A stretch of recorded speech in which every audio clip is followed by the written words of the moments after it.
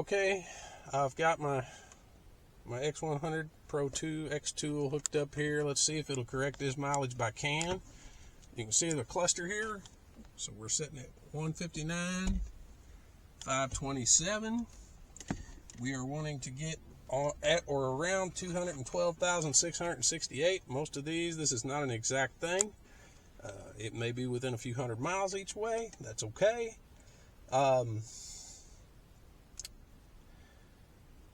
This does not have a lot of coverage. I don't really do this. I use this primarily if I need to relearn a key, if something's lost memory in a key. I'm not a locksmith. I don't make keys. So we're going to get into the dashboard function of this. Under America, let's see if it even lists this Nitro. It's listed under Chrysler. It does not have a Dodge. But they're all under here. I've done Dodge products before.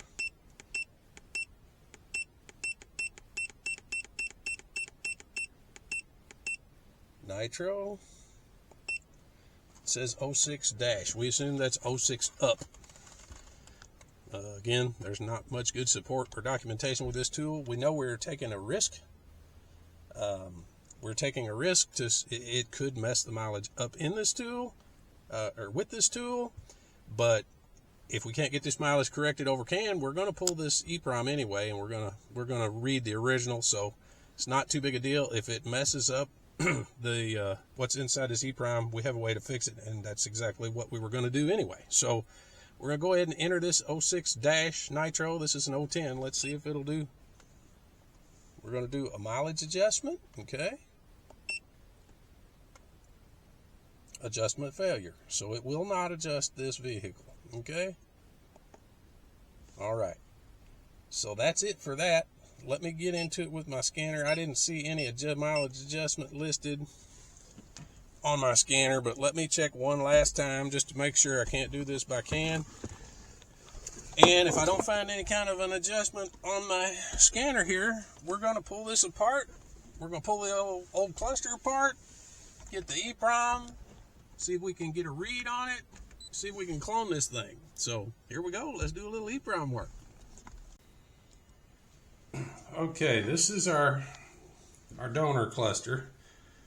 We're going to have to take these clusters apart, both of these clusters, so we can get to the circuitry inside. This looks like a pretty simple cluster. We've got some little tabs here. First thing we're going to do is pull this back panel off. You're just going to have to slowly work around these tabs gently. We don't want to break any old plastic.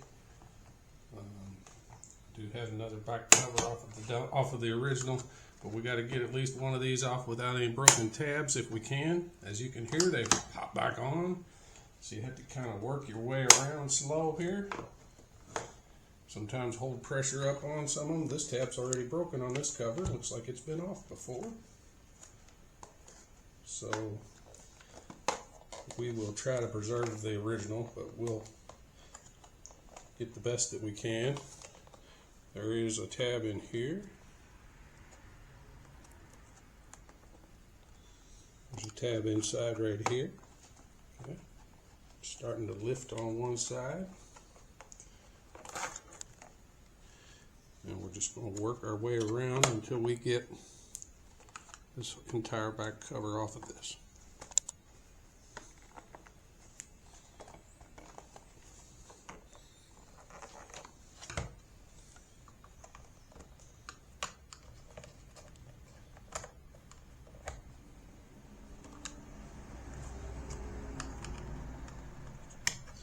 Sometimes wish you had 8 hands or something when you're doing this, but we'll do the best we can. There we go.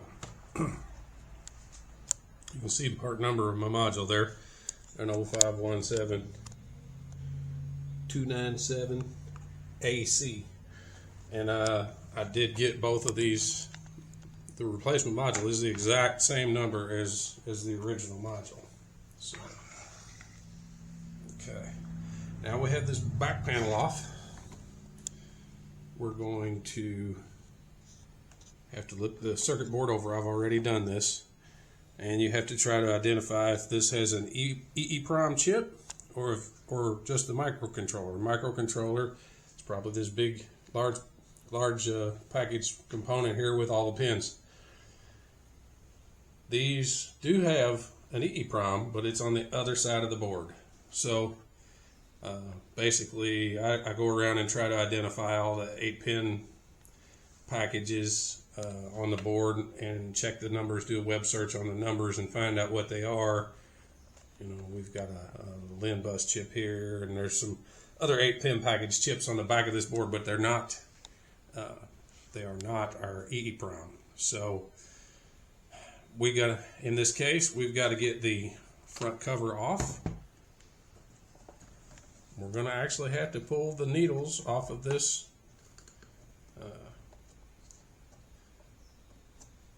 cluster and get to the other side of the board. So I think they've made it a bit difficult, probably intentionally so.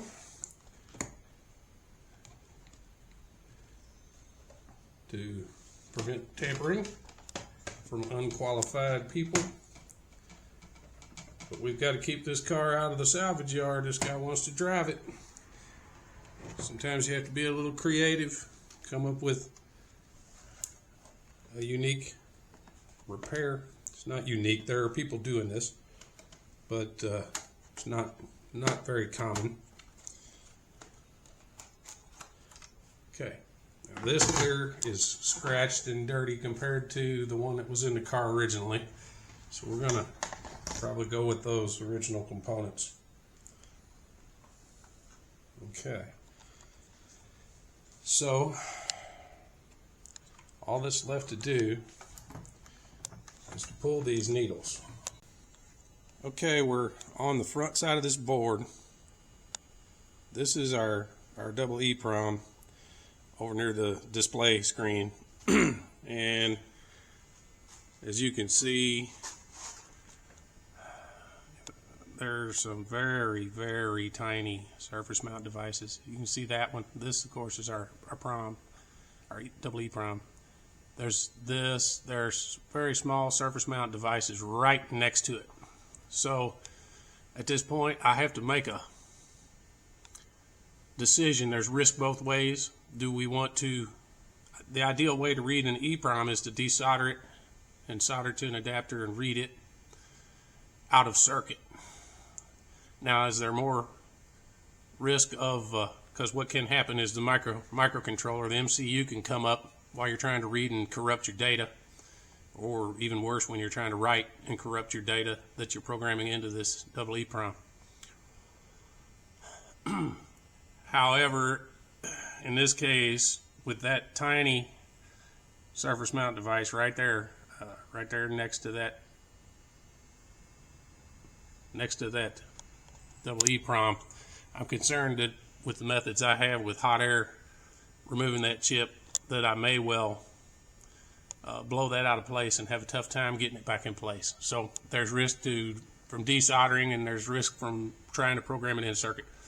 So what we're going to do is we're going to go to our donor board first. This board I have under the microscope is our original, and we need to preserve the data on this EEPROM at all costs so we can complete this job. But we're going to hook in circuit with our programmer to the donor board, see if we can read it twice, compare the two. If they look good and clean, we'll try to clear it and rewrite to it with that same, and see if we're able to write cleanly to it, compare it to the reads. If everything looks like it's functioning well, because of the risk of damage from desoldering, I'm going to try to do these in circuit. If we don't get a good clean read or write, successful clean write, I'll have no choice but to desolder these and do them out of circuit.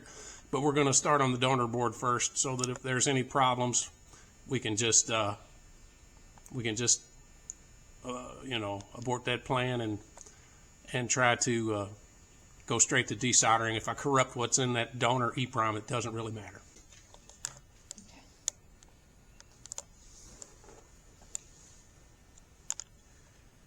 Okay, we've got our programmer hooked up here. We've got a couple of chips to select from.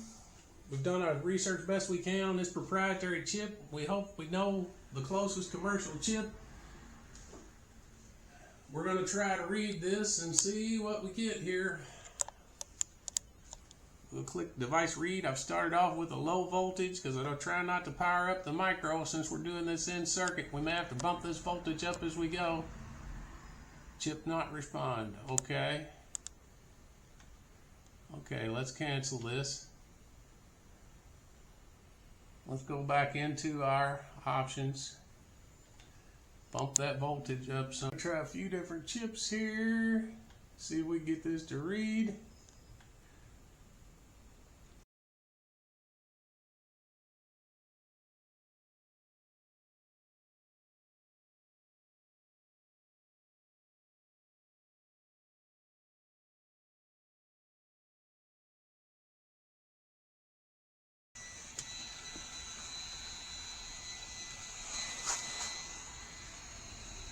Okay, we're going to try to warm this EEPROM up and scoot it over.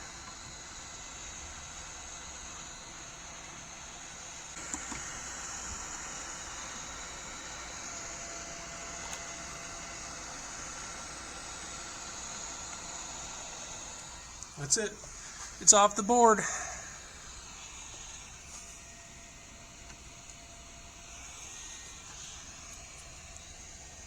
Okay, this is our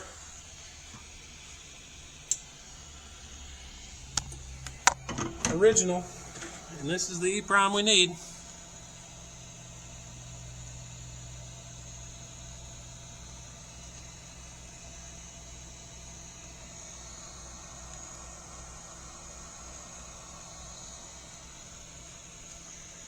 So now all we need to do is get that EEPROM off of our donor board, and we're going to get this one on it. Here we go. Okay, this is our donor board. And we're going to take some solder wick. See if we can clean these pads up a little.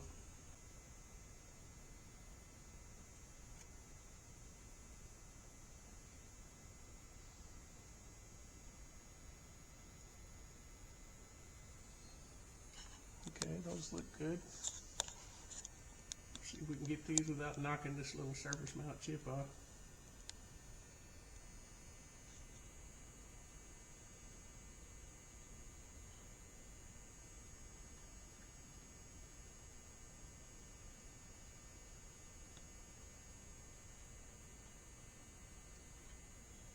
I think that's going to be good.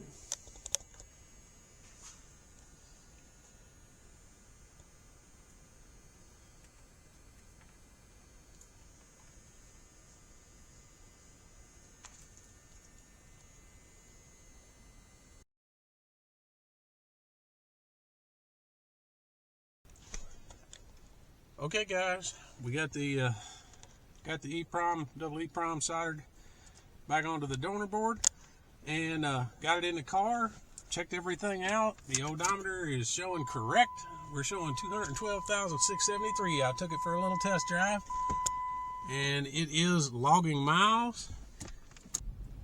All right, we've gone for our test drive. Everything's good. Our odometer's registering.